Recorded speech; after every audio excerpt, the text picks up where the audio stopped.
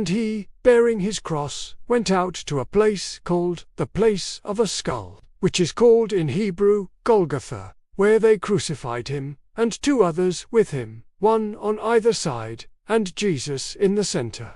Now Pilate wrote a title and put it on the cross.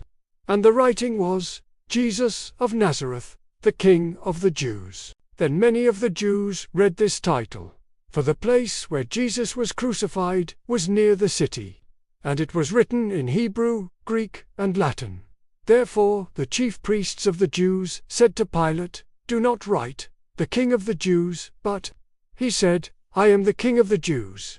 Pilate answered, "What I have written, I have written." Then the soldiers, when they had crucified Jesus, took his garments and made 4 parts, to each soldier a part, and also the tunic.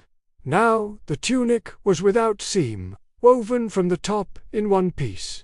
They said, therefore, among themselves, "Let us not tear it, but cast lots for it, whose it shall be, that the scripture might be fulfilled, which says, They divided my garments among them, and for my clothing they cast lots." Therefore the soldiers did these things. Now there stood by the cross of Jesus his mother, and his mother's sister, Mary the wife of Clopas, and Mary Magdalene. When Jesus therefore saw his mother, and the disciple whom he loved standing by, he said to his mother, "Woman, behold your son." Then he said to the disciple, "Behold your mother."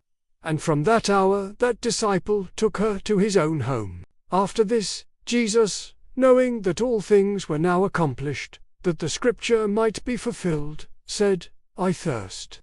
Now a vessel full of sour wine was sitting there. And they filled a sponge with sour wine, put it on hyssop, and put it to his mouth. So when Jesus had received the sour wine, he said, "It is finished." And bowing his head, he gave up his spirit.